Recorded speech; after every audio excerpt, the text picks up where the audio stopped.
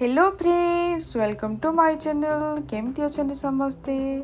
आज मु आपण मानक पई ऑयल फ्री छोलेरू रेसिपी नहीं आसी। दयाकोरी भिडियोटी को आरंभ रु शेष जाए देखि नियंतु एवं भिडियो रे नुआ थिले सब्सक्राइब कर दियंतु। नुआ नुआ भिडियो नोटिफिकेशन पाइबा पई सब्सक्राइब करिवा परे बेल आइकन को क्लिक करी ऑल को क्लिक कर नियंतु। चलंतु ऑयल फ्री छोले रो प्रोसेस देखि नबा। ऑयल फ्री छोले बाय हमको एई सब सामग्री आवश्यक होची। मो एटी छोले नेची 1 कप। ताको मो आगरु पानी रे भिजै नै बॉयल भी करि नेची। आ बॉयल पोटैटो नेची मीडियम साइज रो 2टी बॉयल पोटैटो नेची। आ 2टी ग्रीन चिली, गोटे ड्राई चिली, आ 2टी अळैच, आ एटा होची पलव फूल अल्प नेची, और दालचीनी काठ, आ 2टी गोलमरीच, 2टी लवंग, आ गोटे मीडियम साइज रो अनियन को मो कट करि नेची। आ मीडियम साइज रो टमाटो को भी कट करि नेची। किछि कोरिएंडर लीव्स को नेची।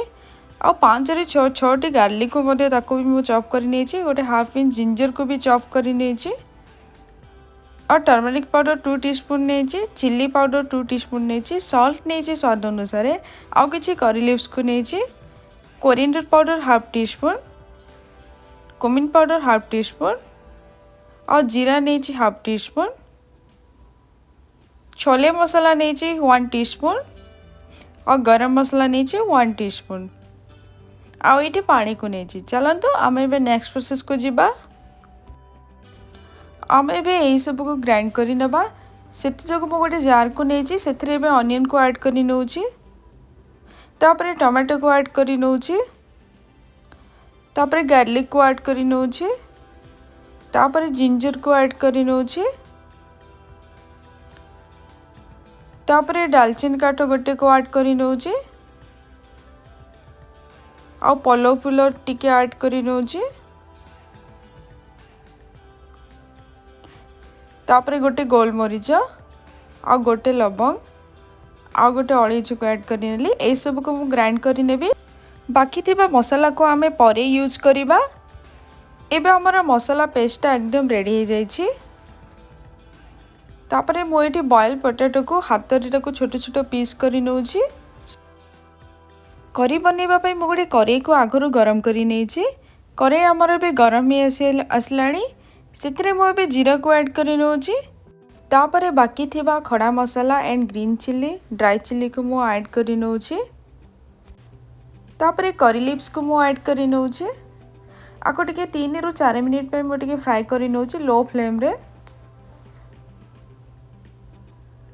तापरे फ्राई करिया परे मसाला पेस्ट को मो ऐड करि नउछि। गैस रा फ्लेम को मो एबे एकदम लो रे रखिछि। आको आमे 10 रु 12 मिनिट जाए भल से मसलाटा कसी हैला जाए ताको आमे कंटिन्यूअसली एभली कसी नउथवा। जमा बे छाड़ीबानी, एभली कंटिन्यूअसली करि नउथवा। काहे कि ना आमे बिना ऑयल रे करूचे। जदि छाड़ी देबा तो तळे जळि जिवार संभावना थाए। सेति जो गैस रा फ्लेम को एकदम लो रे रखि नेछि। आ लो रे रखि नै ताको मो कंटिन्यूअसली एभली करि नउछि लगातार। एभली मो लगातार 10 रु 12 मिनिट जाए ताको मो कसी नेबी भल भाबे। एबा हमर मसालाटा देखंतु भल भाबे कसी हो जाइछि।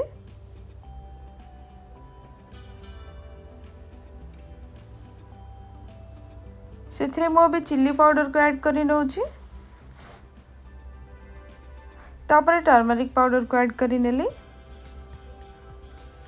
तापरे कोरिएंडर पाउडर, तापरे कुमिन पाउडर को ऐड करि नेली। तापरे ताको मो भल भाबे मिक्स करि नउछि मसाला सह। मिक्स करिवा परे तापरे स्वाद अनुसार सॉल्ट को ऐड करि नउछि। तापरे सॉल्ट को मसला सह टिके मिक्स करि नउछि। पुणी थरे 1 रु 2 मिनिट पे मो मसला को टिके कसी नउछि। तापरे मो 2 कप पानी को ऐड करि नउछि।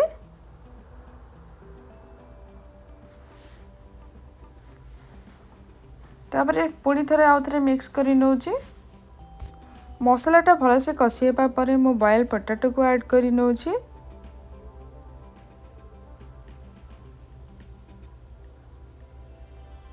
तापरे बॉयल छोले को ऐड करि नउछि।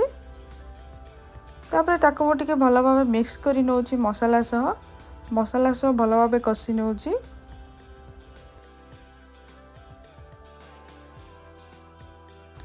तापर मु पुणी थरे 2 कप पानी को ऐड करी नउची।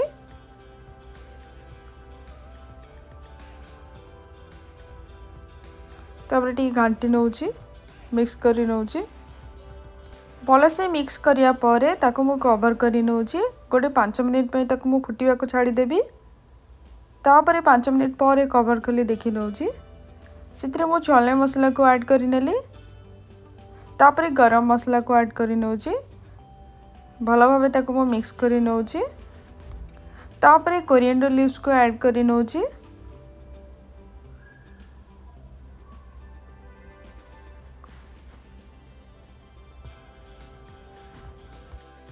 एबे हमर ऑयल फ्री छोले एकदम रेडी हो जाइए। देखो ग्रेवी भी तार मोटा है केते बढ़िया देखा होची। बिना ऑयल रे मध्ये एते टेस्टी और एते सुंदर खाइबा बनी पारुची। ऑयल कम खाइबा ही भलो। देखो जना ही पड़ुनी ऑयल रे एंड बिना ऑयल रे फरक केते बढ़िया देखा जाउची।